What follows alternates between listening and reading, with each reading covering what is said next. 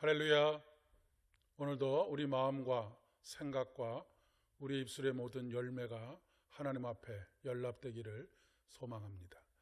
오늘은 에베소서 2장 14절로 18절까지의 말씀을 중심으로 해서 예수님만이 해답입니다 라고 하는 제목으로 함께 말씀을 나누려고 합니다.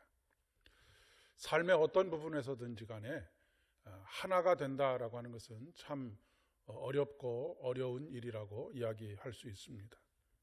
생각이 다르고 삶의 방식이 다르고 종교와 세계관이 다 다르기 때문에 그렇습니다.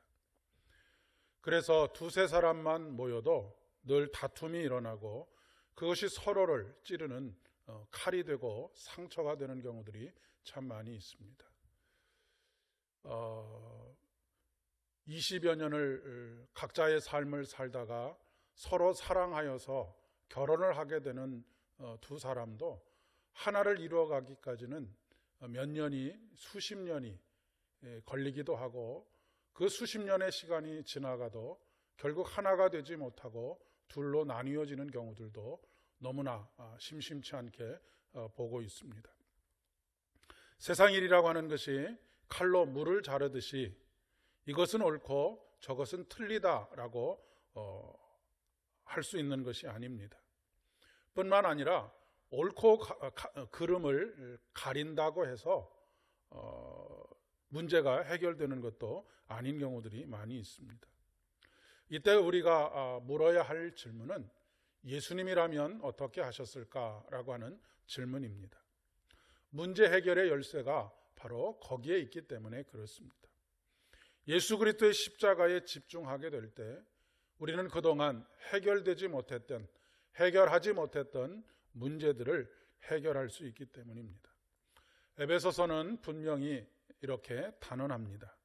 예수 그리스도는 원수된 것을 자기 육체로 허물었다고, 그리고 율법을 십자가로 소멸시켰다라고 오늘 말씀에서 선언하고 계십니다.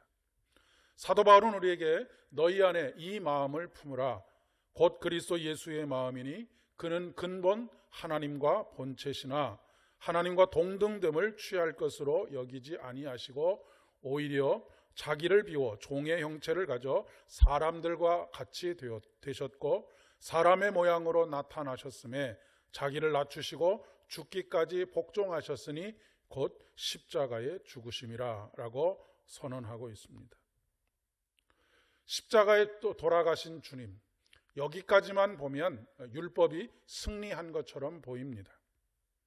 예수님은 율법에 의해서 그리고 율법을 추종하는 자들에 의해서 죽임을 당하셨습니다. 그런데 그 다음이 중요합니다. 십자가에 죽으시고 장사된 지 사흘 만에 다시 살아나셨기 때문입니다.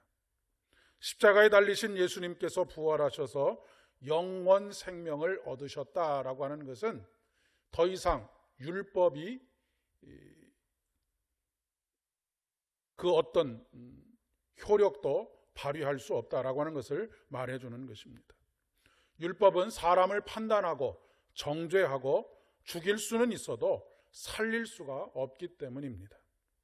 우리가 걸어가야 할 제3의 길이 바로 이것입니다. 나의 길과 너의 길이 부딪힐 때 제3의 길, 그 십자가의 길, 예수의 길, 부활 생명의 길을 우리가 걸어가게 될 때 막힌 담이 허물어지고 하나가 되는 역사가 일어나는 것입니다. 예수님이 우리의 길이 되십니다. 관계에서 길이 보이지 않으십니까? 어떤 문제에서 길을 찾는 것이 어려우십니까? 그렇다면 예수님의 길을 따르십시오. 그렇습니다. 예수님만이 우리 삶의 유일한 해법입니다. 함께 기도드리겠습니다. 길이요 진리요 생명이 되시는 주님, 오늘도 그 길 위에 있게 하신 것을 감사드립니다. 그 길 위에서 생명을 얻고 생명을 경험하며 우리의 삶에 얽혀 있는 문제들 하나하나의 실마리를 풀어갈 수 있도록 도와주시옵소서. 예수님의 이름으로 기도드립니다. 아멘. 오늘도 평강의 주님께서 함께 하시는 복된 하루 되시기를 바랍니다.